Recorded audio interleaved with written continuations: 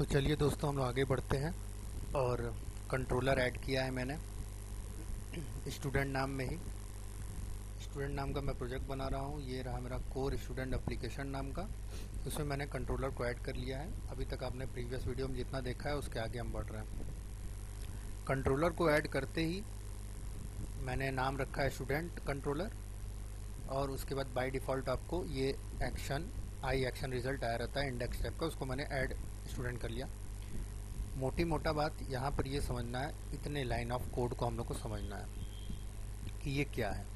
चलिए आइए कोशिश करते हैं हम लोग समझने की। तो सबसे पहले हम लोगों ने डेटाबेस के कॉन्टेक्स्ट को, डेटाबेस कॉन्टेक्स्ट हम लोग का क्लास है।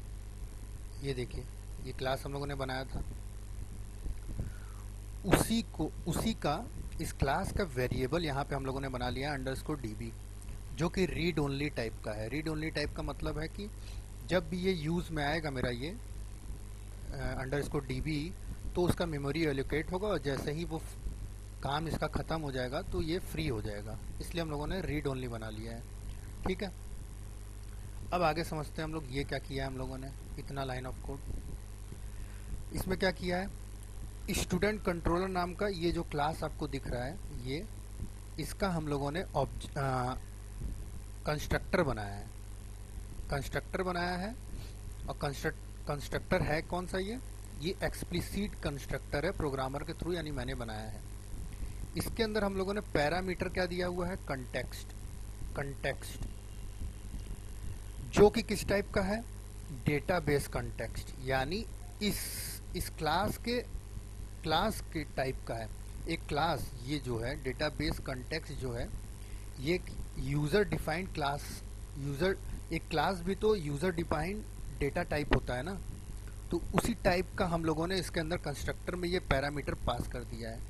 इसका मतलब क्या है कि जो स्टूडेंट कंट्रोलर है, इसका जब ऑब्जेक्ट बनेगा या बना होगा अंदर, उसमें जो कंस्ट्रक्टर स्टूडेंट कंट्रोलर, मान लीजिए कुछ SC is equal to new student controller के अंदर जो पैरेंथेसिस के अंदर जो वैल्यू पास की गई होगी, वो वैल्यू इधर रिसीव हो रही है, यहाँ कंटेक्स्ट में हो रही है, और जो कि डेटाबेस कंटेक्स्ट टाइप का है। और इसी कंटेक्स्ट को, इसके वेरिएबल को हम लोग असाइन कर दे रहे हैं। यहाँ से कंस्ट्रक्टर से वैल्यू रिसीव हुई, और इसी वैल्यू को हम लोग अंडरस्कोर डीबी को असाइन कर दे रहे हैं, पास कर दे रहे हैं। इसका मतलब है कि ये दोनों क्लास सेम है। अगर यहाँ पे इंटीजर मैं 100 लेकर के आता, मैं कंस्ट्रक्टर में पास करता, तो यहाँ भी रिसीव करने के लिए यहाँ पर इंटीजर वैल्यू होती, और वही इंटीजर वैल्यू मैं इस क्लास वेरिएबल को असाइन कर देता। तो एक ये जो क्लास वेरिएबल है, और ये क्या है, लोकल वेरिएबल है। कंटेक्स्ट क्या है, लोकल वेरिएबल है, और ये क्या है, क्लास वेरिएबल। क्लास वेरिएबल कैसे, क्योंकि ये स्टूडेंट कंट्रोलर क्लास के अंदर वेरिएबल बना हुआ है, और ये लोकल वेरिएबल ये कंस्ट्रक्टर का वेरिएबल है।